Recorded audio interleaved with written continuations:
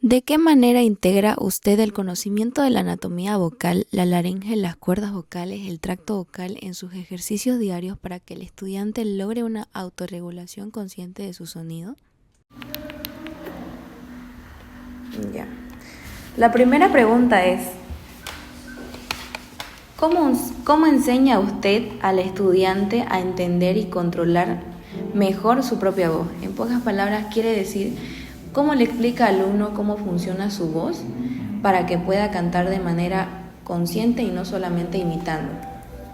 Bueno, cuando llegan aquí a la universidad,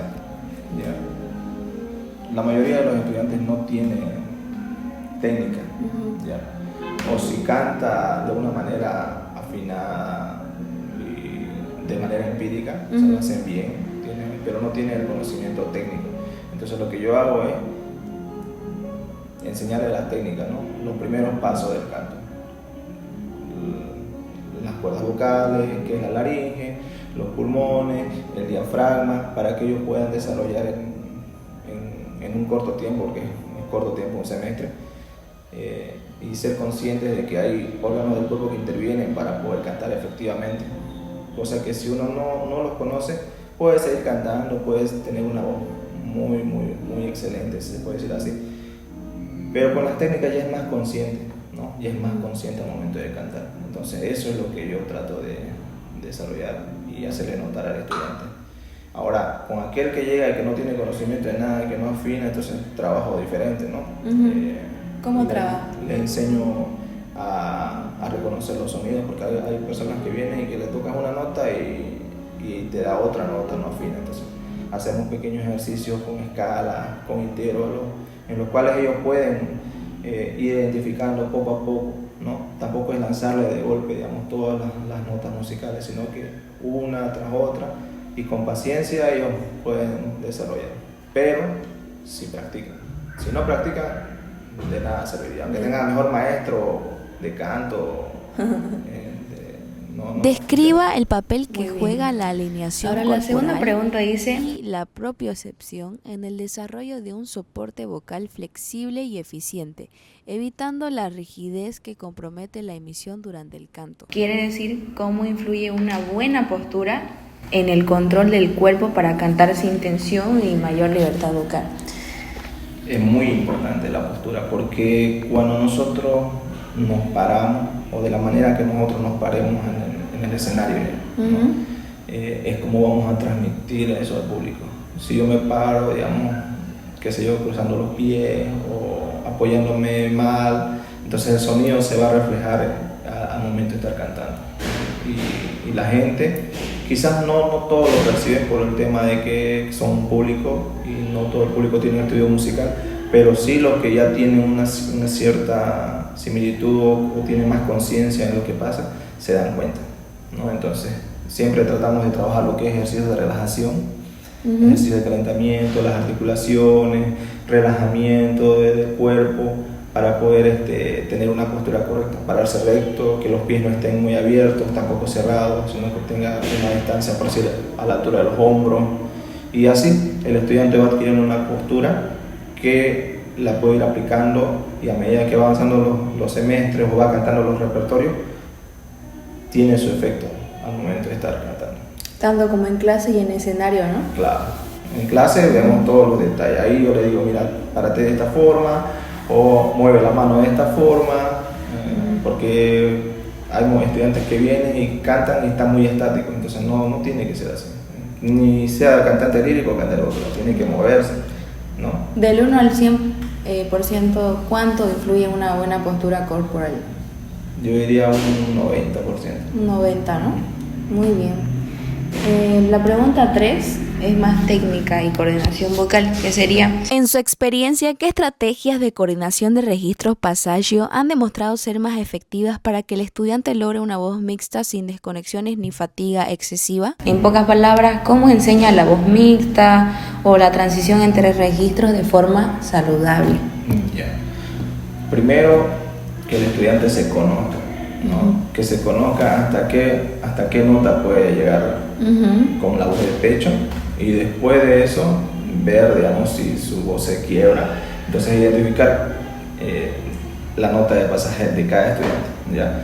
Y después hay ejercicios como hacer sonidos como de la sirena, así como hacer que el estudiante pueda de a poco, o el sonido del tuán que le dicen, ¿no? Para poder hacer que su sonido se mueva pues, en los resonadores que nosotros tenemos en la cabeza, y de esa forma el estudiante pueda ir conociendo, porque no es de la noche a la mañana, así como empezaron con el tema básico, apoyo, impostación y proyección, por ejemplo, ya después ya se le hace identificar las escalas, las notas, y ver en qué nota de ellos está su nota de pasaje.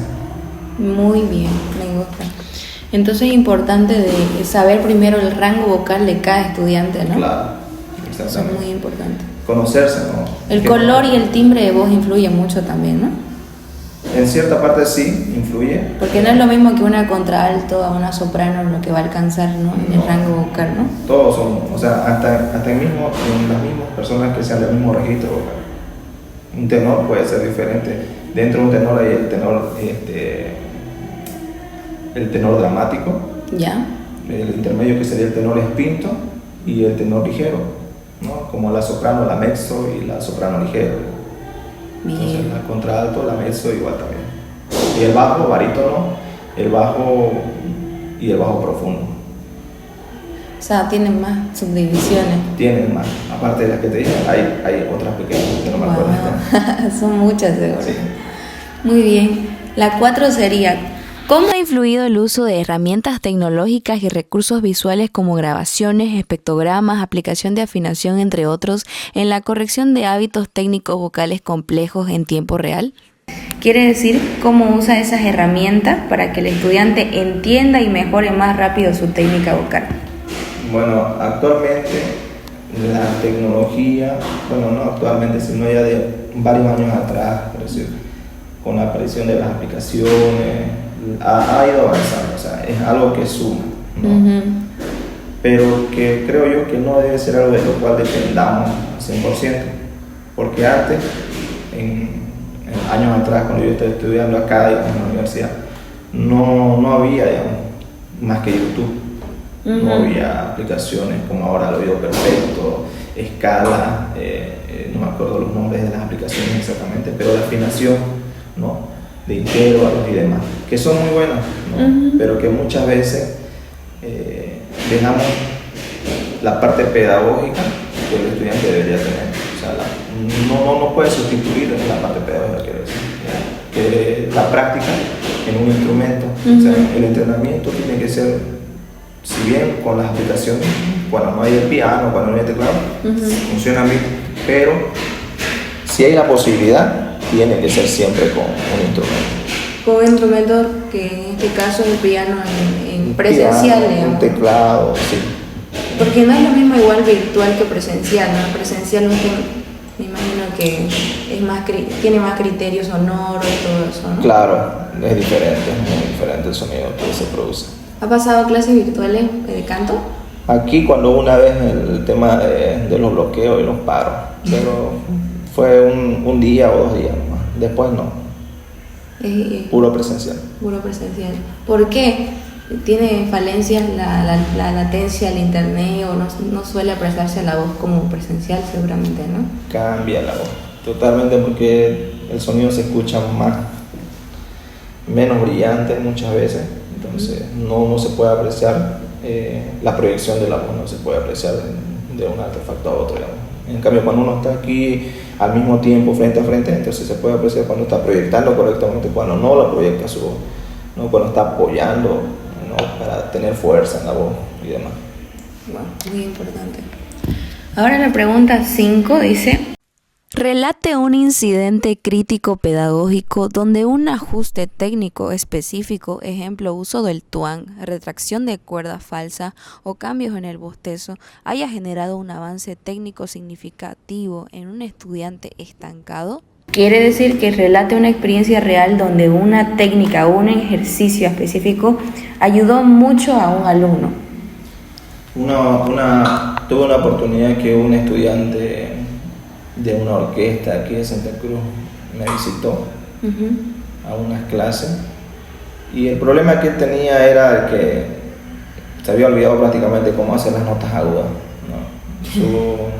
Su voz cantaba bien una canción, dos canciones, y llegaba a la tercera canción y tenía que hacer la voz aguda, quizás más alta que podía hacer en su registro, y se le cortaba, se quedaba afónico, no podía. Se le cerró la garganta. Se le cerraba la garganta. Entonces esa experiencia tuve con él, digamos. Entonces lo que hice no fue hacerle cantar las canciones que cantaba con ese registro, ¿no? O las canciones agudas para no seguir trabándonos en el mismo problema. Entonces lo que yo hice fue volver un poquito más atrás, como enseñándole, mira, hay estas técnicas, hay este procedimiento, ejercicios de relajación, que es muy importante. Eso es muy importante. Ejercicios de relajación, de estiramiento, respiración, que él no conocía porque cantaba directamente. O sea, y la mayoría de los músicos o cantantes en el medio de nuestro departamento cruceño cantan así, o sea, cantan bien. Hay tremendos talentos, pero no tienen esas técnicas que le dije para poder prever esos problemas que se puedan presentar. Entonces con él trabajamos, y a medida que fue cantando un repertorio más tranquilo, fue como que las cuerdas vocales, la laringe, fueron trabajando mejor, ¿no? Y cuando acordamos en un mes, ya recordó, digamos, ¿no? A lo que él, ya me acordé, digamos, ¿no? Pero fue pues un proceso de paso a paso, ¿no? Mira, haz este ejercicio, relaja los hombros, porque se ponía muy tenso, cerraba mucho la garganta, y eso era lo que le dificultaba. Entonces trabajamos bastante con él y se vio, digamos, el proceso. Ya después de eso ya siguió, digamos, con su carrera. Lo que usted aplicó fue un entrenamiento previo, ¿no? Es como ir al hospital y que te den una serie de esto vas a hacer, lo otro. Igual como ir al gimnasio, dicen, ¿no? No puedes alzar pesas de 100 sin alzar de 10 primero, de 15 y así, ¿no? Claro, es como yo le digo también a los chicos, digamos, no podemos pedirle a un niño de 5 años que me levante una bolsa de 5 kilos, digamos. Buena analogía. O a una persona adulta que me levante una bolsa de cemento, digamos. Son 50 kilos. Entonces, tiene que prepararse, tiene que trabajar. Si yo quiero alzar algo pesado, tengo que levantar de a poco. Sucesivamente. Muy bien. La 6 es: ¿qué criterios utiliza usted para determinar que un estudiante ha alcanzado un dominio técnico estilístico suficiente para transitar entre géneros, ejemplo del lírico al belting, de forma saludable? O sea, ¿qué señales o criterios utiliza a la hora de saber que el cantante ya puede pasar de un estilo a otro sin dañarse la voz? Bueno, eso depende mucho de la confianza que él tenga, ¿no? Porque tengo que ver lo que son las técnicas. Digo mucho la palabra técnica porque es como cuando tocas un piano, ¿no? Las técnicas de escala, digitación, o la guitarra igual, escala, digitación. Lo mismo es en el canto, técnicas vocales. Su agilidad, digamos, ¿no? De poder hacer una escala afinada, a tiempo, con el ritmo, todo va a determinar, digamos, que pueda hacer otras escalas, como una escala de blues, otro tipo de escalas armónicas, melódicas, en la voz también, ¿no? Entonces eso me va a dar a entender de que él ya está dando el paso para poder cantar otro tipo de repertorio, o cambiarse, digamos, si en el ejemplo de Karina, digamos, ¿no? Ella está cantando bien, excelente, pero ella no se la cree muchas veces. No se la cree que tiene una buena voz. Y los que la hemos conocido de un principio, o sea, vemos el cambio, pero ella todavía aquí en su mente piensa que no puede, a pesar de que le decimos, ¿no?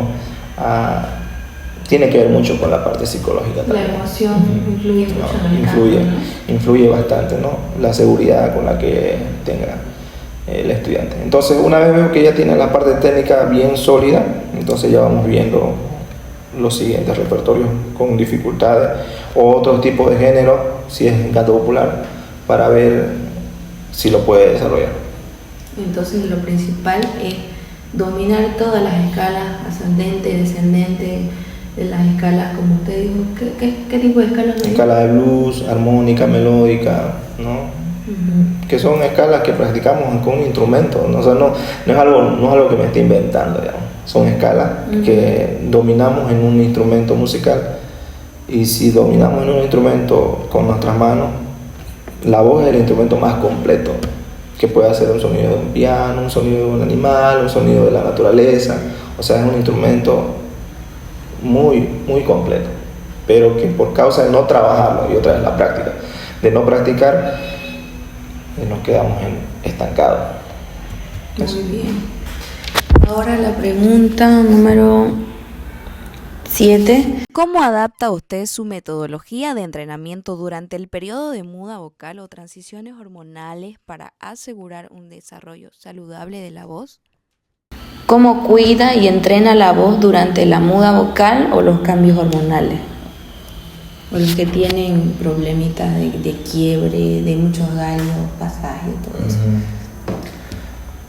Casi no he tenido muchos problemas con estudiantes que tengan cambios, digamos, el pasaje, cambio o muda de voz. Eso se da, digamos, cuando son quizás en la adolescencia, yendo para ya ser adulto. Rara ha sido la vez, digamos. Más he tenido con estudiantes que no eran cantantes, que tenían la voz bien aguda o bien delicada, pero después por el cambio hormonal puede ser que ya tuvieron la voz más grave. Hay otros que le llega tardío, ¿no? El cambio de voz. Incluso en mi caso, digamos, yo tenía la voz quizás más aguda antes, a lo que me acuerdo, y ahora mi voz es más grave, casi como un barítono. Entonces, eso tiene que ver, bueno, con el tema de los años también, las cuerdas vocales o los músculos del mismo cuerpo se va notando el cansancio, ¿no? Inevitablemente todos subimos en edad, pero bajamos también en el desgaste diario que tenemos. Entonces, lo que sería, digamos, en el hipotético caso, digamos, de que tuviera alguna vez, sería ver, digamos, que no se frustre, o sea, que no se vaya a frustrar, porque si está acostumbrado a un estilo o una forma, hacerle notar que es inevitable muchas veces que pueda suceder eso, pero hay que recurrir a las técnicas para poder otra vez encontrarse en ese camino, ¿ya? Con un nuevo sonido, con un nuevo timbre quizás de voz, pero con la misma calidad que la hacía antes. Ahorita acordándome en el caso de Ángeles, ella canta lírico, pero también canta popular. Entonces hay que tener mucho cuidado con eso, porque he notado que en algunas partes agudas de su repertorio se le quiebra la voz. Está llegando a la notita y se le quiebra. Porque no tiene desarrollado lo que es la transición de pecho a voz de cabeza, ¿no? Sí, entonces he notado esa parte. Muy importante lo que usted me dice, porque justamente ese es el problema de lo que está pasando en los estudiantes de canto. El cambio es como si un pianista clásico vaya a un piano popular, funcional como usted dice, no va a tener los mismos tipos de técnicas, es muy diferente, ¿no? Y eso quería preguntarle más o menos qué se puede hacer en esos casos, qué tipo de ejercicios aplica, por ejemplo, con Ángeles, que ahorita ya está más avanzada, en ese tipo de problemas, ¿no? Es que en el caso de Ángeles no ha sido un tema más que todo de técnica, ha sido un tema de salud. Ella ha tenido un problema de un... ¿Tiroidea? No tiroides, sino de la laringe, un problema así de como si fuera un resfrío que no lo curó bien, digamos, ¿no?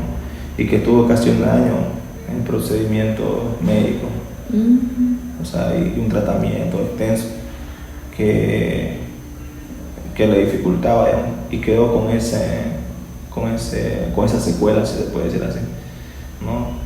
Que habría que ver la voz, ¿no? Si tiene nódulo. La parte médica, ¿no? Si no tiene un nódulo o si no tiene algún quiste en la garganta, digamos, que le impide, ¿no? Y eso, digamos, yo pienso que es la parte más médica, porque en cuestión de técnica, ella tiene técnica en canto lírico.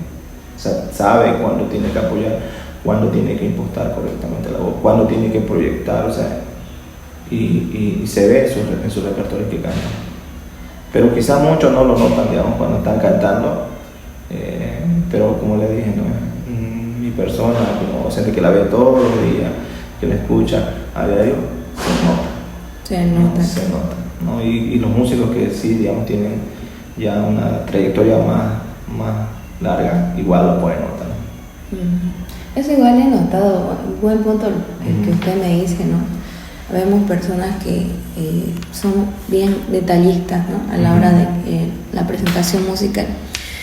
La pregunta final sería: ¿de qué forma articula el entrenamiento técnico con el desarrollo de la expresión emocional y la musicalidad, evitando que la técnica se convierta en un proceso puramente mecánico? Quiere decir, ¿cómo evita que el canto sea solo técnico y ayuda al estudiante a transmitir emociones y musicalidad? Bueno, desde el primer semestre, o sea, porque no voy a esperar que tenga técnica para que recién veamos la parte de interpretación.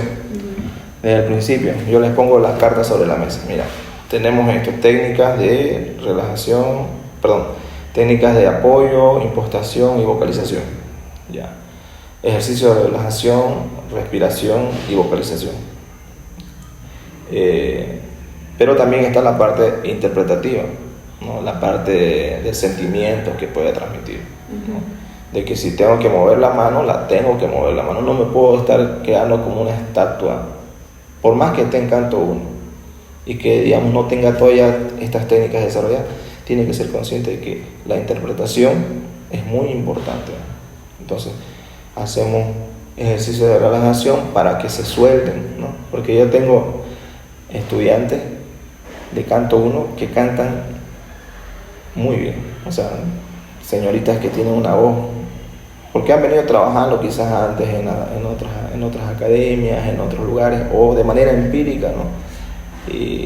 Pero la parte interpretativa se queda muy quieta, o sea, echa a perder todo ese trabajo que tienen por nada más y que no se sueltan, que no se mueven, o que están como que asustados cantando ahí.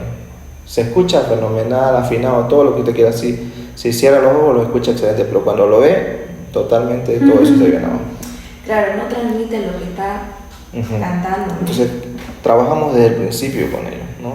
¿Cómo trabaja? ¿De qué manera hace entender para que ella pueda transmitir lo que está diciendo una letra, una historia tras una? Por ejemplo, en la partitura, digamos, en la partitura misma, el compositor anota, ¿no es cierto? En esta parte quiero que sea fuerte, en esta parte quiero que sea piano, en esta parte un crescendo, un decrescendo, un staccato, un portato. Entonces yo le voy mostrando en la partitura: mira, aquí te muestra esto, entonces tú tienes que hacer de esta forma. ¿Por qué? Porque ya está plasmado en un papel, no es algo que me esté inventando, como te digo. O sea, ya está ahí y eso hay que transmitirlo. Entonces nosotros tenemos que estudiar la partitura para ver en qué parte tengo que hacer un crescendo. Entonces, ¿qué es el crescendo? Es de menos a más. Un ejemplo. O un decrescendo más suave. Entonces, eso ya ellos lo van asimilando con la partitura. Por eso es que canto 1 y canto 2 es obligatorio lírico, porque ahí es donde yo trabajo con ellos. O sea, toda esa parte, la parte técnica. Una vez lo tienen eso, nos vamos a la parte interpretativa ya. Musical, ¿no? Claro, no es lo mismo tener todo bien afinadito, todo, pero si no tiene la interpretación, entonces no funciona. Entonces, de esa forma trabajo yo con... La parte del canto lírico enseña mucho esa parte de la musicalidad, ¿no? Con lo que usted me dice, ¿qué se llama ese tipo de anotaciones? Crescendo, fuerte, todo eso. Son dinámicas. Las dinámicas, muy importante. Las dinámicas. Bien. Entonces, esta fue la entrevista de entrenamiento vocal especializado con el licenciado Alejandro Taboada.